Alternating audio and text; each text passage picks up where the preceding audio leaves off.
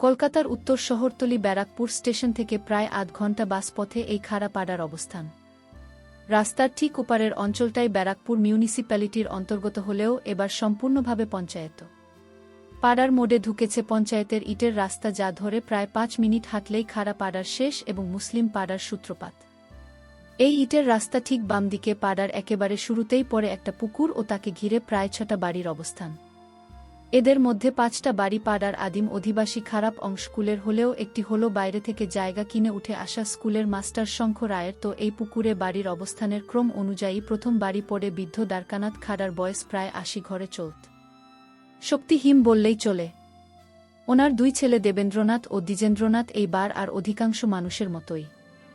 এদের বাড়িরও কেউই মাধ্যমিক পাশও নয়। বড় ছেলে দেবেন্দ্রনাথ চাকরি করেন একটা ব্যাটারি ফ্যাক্টরিতে, আর দ্বিজেন্দ্রনাথ জুট মিলের শ্রমিক। দুজনেরই বয়স 50 ছুঁই ছুঁই। দেবেন্দ্রনাথের স্ত্রী মালিনী বাড়ির বড়বউ। ওদের একমাত্র ছেলে ক্লাস 9-এ পড়া দেবেশ। দ্বিজেন্দ্রনাথ ও ওনার স্ত্রী শোবার একটি মেয়ে ক্লাস 8-এ পড়া। দিয়া গল্পের শুরুতেই যে পুকুরের উল্লেখ পেয়েছেন সেখানেই নিজেদের বাড়ির ঘাটে জামা কাপড়, বাসন মাজা ইত্যাদি করে থাকেন এই 2 বুড়ায়। বাড়ি বাদ দিলে পুকুরের ধারের বাকি প্রত্যেকটা বাড়ির মহিলারাও তাই করেন। তবে তা বলব অন্য কোনো দিন। এ তো গেল পোশাকি পরিচয়, এবার আসা যাক সেই বিষয়ে, যে কারণে আমরা ব্যারাকপুরের খাড়া পাড়ার কথা বলছি। দুজনে সারাদিন খেটে ক্লান্ত হয়ে পড়েন। ঘরে ফিরে আর বেশি কিছু করার শক্তি বা ইচ্ছাও থাকে না। ফলে বাড়ির পরিবেশে কিছুটা নিঃসঙ্গতা জমে ওঠে। বিশেষ করে রাতের বেলায় বৃদ্ধ দ্বারকানাথের স্ত্রী ছিলেন বড় সূচি বায়গ্রস্ত। 2 বউ বিয়ে হয়ে আসার পর পরে বারবার স্নান করে শুদ্ধ হতে বলতেন। এমন ভাত রান্না করার পর কড়াইতে মাছ চড়াবার আগে স্নান করতে হতো। আবার মাছের ঝোল হয়ে যাওয়ার পর সবাইকে খেতে দেওয়ার আগে আরও একবার স্নানের ফরমান। ফলে এই অভ্যাসের বশবর্তী হয়ে শাশুড়িগত হওয়ার পরেও 2 বুমা পালা করে করে ভীষণ উৎসাহের সাথে পুকুরে গিয়ে স্নান করেন। শোভা সম্পর্ক অনুযায়ী ছোট বউ হলেও ব্যক্তিত্বে বেশ দৃঢ় ও পরিপাটি, দেখতেও মানানসি। সেজন্য পাড়ার সবার চোখে সহজেই পড়ে যান। পুকুর পাড়ের ব্যস্ততা ও চেনা মুখগুলো রানাগোনায় পথচারীরা মাঝে মাঝেই একটু থমকে তাকান। আর শোভা নিজের মতো কাজ করতে করতেই সেই সব দৃশ্য উপভোগ করেন। লোকজনের চোখে পড়ে যাওয়া শোভাকে কেমন যেন একটা আলাদা গুরুত্বের অনুভব করায়। এদিকে বাড়ির বড়বউ মালিনীও কোনো কিছুতে কম নন, তা ব্যারাকপুরের যে কোনো বাসিন্দা বলে দেবে। পাড়ার লোকজন বলেন যে বিয়ের পূর্বে মালিনী নাকি লোকের বাড়ি বাড়ি জল তুলে দিয়ে আসতেন পয়সার বিনিময়ে। তখনই একদিন পাশের রাস্তা দিয়ে যেতে যেতে তাকে দেখে নাকি মন গলেছিল। ব্যাটারি কোম্পানির লেবার দেবেন্দ্রনাথের রোজ সকালে স্নান শেষে সূর্যকে প্রণাম করে মন্ত্র উচ্চারণ করেন মালিনী। এই দৃশ্য পাড়ার অনেকেই দেখেন। উনি একটু অপ্রস্তুত হয়েছেন এমন একটা ভাব করে দ্রুত শাড়ি ঠিক করে বাড়িতে ঢুকে যান।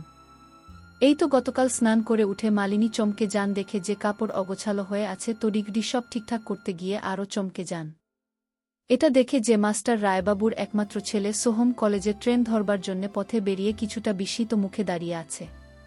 চোখাচোখি হতে লজ্জা পেয়ে দ্রুত হেঁটে অদৃশ্য হয়ে গেল এই সোহমের কাছে। তিনি নিজের ছেলে দেবেশকে পাঠান সায়েন্স গ্রুপ পড়তে, আর দেবেশ কিছুই পড়া বুঝতে না পারার জন্য সোহম অধৈর্য হয়ে চিৎকার করে নিজের ঘর থেকে শুনতে পান মালিনী, এই সোহম তো নাকি কলকাতাতে কলেজে পড়ে, তো সেখানে তো নিশ্চয় কতই মেয়েরা পড়াশোনা করে। কিন্তু তবুও সে তাকাল কেন? এমন ভাবতে ভাবতে নিজের অজান্তেই হালকা একটা হাসি ফুটে ওঠে মুখে। যাই হোক, ওকে জিজ্ঞাসা করা যাক। মন স্থির করে নিয়ম মতো ডুব দিয়ে তারপর চোখ বন্ধ করে ওই অবস্থাতেই হাঁটা দিলেন রায় বাবুর বাড়ির উদ্দেশ্যে। সপ্তাহে 2 দিন দেবেশ যায় সোহেমের কাছে সায়েন্স গ্রুপের বিষয়গুলো পড়তে, আর সেটা কোনো দিন এক কথায় পাড়ার যে কেউ বলে দিতে পারবেন। কারণ সোহেমের চিৎকার। সে বহুবার চেষ্টা করেও দেবেশকে কিছুতেই বুঝিয়ে উঠতে পারে না।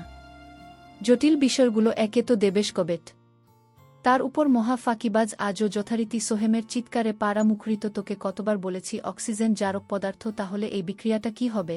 আর তুই কি লিখেছিস? কণ্ঠস্বরটা বেশ স্পষ্ট শুনতে পাচ্ছেন মালিনী। এবার এতক্ষণে পৌঁছে গেছেন রায়বাণীতে। মালিনী ভালো করেই জানেন দিনের এই সময়ে সোহেমের মা অফিসে এবং বাবা অর্থাৎ ইতিহাসের মাস্টার শঙ্খ রায় ইতিমধ্যেই স্কুলের উদ্দেশ্যে রওনা দিয়েছে। আসলে ওনার স্কুল তো সেই বনগা। উনি আস্তে আস্তে খোলা কলাপসিবল গেটের ফাঁক দিয়ে নিঃশব্দে প্রবেশ করলেন। ধীরে ধীরে এগিয়ে চললেন সোহেমের ঘরের উদ্দেশ্যে। দেবেশের প্রতি সোহেমের চিৎকার স্পষ্ট থেকে স্পষ্টতর হতে থাকল। এক সময়ে সে তিরস্কার করতে করতে আচমকা দরজার দিকে তাকাল এবং চমকে গেল। সোহেমের দৃষ্টি অনুসরণ করে তাকিয়ে দেবেশ ও গেল চমকে। দেবেশের মা মালিনী এসেছেন। আসুন বৌদি বসুন বলে ঘরের এক কোণ থেকে একটা টুল এনে সামনে বসিয়ে দেয়া সোহেল। টুলে বসতে যাওয়ার সময় সোহেমার দেবেশ কিছুটা চমকে ওঠে, হয়তো ভেজা কাপড়ে হঠাৎ উপস্থিত হওয়ায় পরিবেশ একটু অস্বস্তিকর হলে পরে বন্ধুরা ইউটিউবের করা নিয়মের কারণে এসব ঘটনা সরাসরি বলা যাচ্ছে না। তোমরা কমেন্টে দেওয়া লিঙ্ক থেকে আমার ওয়েবসাইট ভিজিট করো, সেখানে একদম খোলামেলা গল্প দেওয়া আছে। লজ্জায় মাথা নিচু করে ছেলেদের বেশ। তবে সোহেমের জেন তখনও ঠিক হোঁচ ফিরে আসেনি। সামনে চলতে ফিরতে থাকা এক প্লেট মটন বিরিয়ানির মতো করে তাকিয়ে আছে মালিনীর দিকে। মালিনী টুলে বসে সামনের দিকে তাকিয়ে সোহেমের সেই একই হাবাতে দৃষ্টি দেখেন, যা গতকালও তিনি লক্ষ্য করেছিলেন পুকুরে স্নান করার সময়। উনি কেমন একটা দুষ্টু সুলভ নিঃশব্দ হাসি হাসলেন সোহেমের উদ্দেশ্যে। সোহেমের অবশেষে হুঁচ ফিরল। বলুন বৌদি, হঠাৎ আজ এলেন কেন? আমি আসতে পারি না বুঝি? অতিরিক্ত ন্যাকামো করে বললেন মালিনী। ঘরে তো মা এভাবে কথা বলে না। অবাক হয়ে যায় দেবেশ। না তা কেন নয়, কথাটা বলতে বলতে আপনা থেকেই সোহেমের চোখ বিভিন্ন দিকে যাচ্ছিল। বললেন, আসলে তুমি রোজ দেবেশে রোপের চেঁচাও, তোমার দাদা খুবই রেগে গেছেন শুনে। উনি গত সপ্তাহ ধরে বলছেন তোমার চিৎকারের জন্যে পাড়ার সবাই নাকি ওনার উপর হাসে, বলে দেখ দেখ তোর ছেলেটা কেমন গর্ধব। কিন্তু তাই বলে তো সোহেমের সাফাই পুরোটা না শুনেই মালিনী বলে ওঠেন, আরে আমি জানি ও একটা মূর্খ, তোমার কোনো দোষ নেই, তুমি তো অনেক ভালো, তাই ওকে মারধর করো না। ওর আগের মাস্টার তো অনেক মারত। কথাগুলো সত্যি, তাই মাথা নিচু করে থাকে দেবেশ। সোহেমের মুখের বলিরেখাগুলো আরও কোমল হতে থাকে। মালিনীর দিকে তাকিয়ে সোহম ধীরে ধীরে বলে, দেখুন না, আজ রসায়নের সহায় কাটা পর্যন্ত আনেনি মালিনী। বলল, তাই এ যা, ওটা নিয়ে আয়, বাড়ি থাকে এক্ষুনি। কথাটা শুনে যান হাফ ছেড়ে বাঁচল দেবেশ। ওর এত নিন্দে মন্দ ভালো লাগছিল না। এবার বেশ সময় নিয়েই ধীরে সুস্থে আসবে সে। দেবেশ বেরিয়ে যাওয়ার পর মালিনীর সাথে একটি ঘরে একা বসে থেকে কেমন অস্বস্তি লাগছিল সোহেমের। এরই মধ্যে হঠাৎ উঠে দরজাটা ছিটকিনি টেনে দিলেন মালিনী। একই দরজা বন্ধ করছেন কেন? আতকে ওঠে সোহেম। দুঃখ দুঃখ মুখের ভাব নিয়ে বসলেন মালিনী। জানো, ওর পড়াশোনার জন্যে আমাদের সংসারে অশান্তি হয়। ওর বাবার মতে সবটাই নাকি আমার অস্কারায়, রোজ ঝগড়া হয়, আমার আর ভালো লাগে না বলে কাঁদতে শুরু করলেন। কিছুক্ষণ নিঃশব্দে কাঁদবার পর হঠাৎ ফুপিয়ে ফুপিয়ে কাঁদতে শুরু করলেন।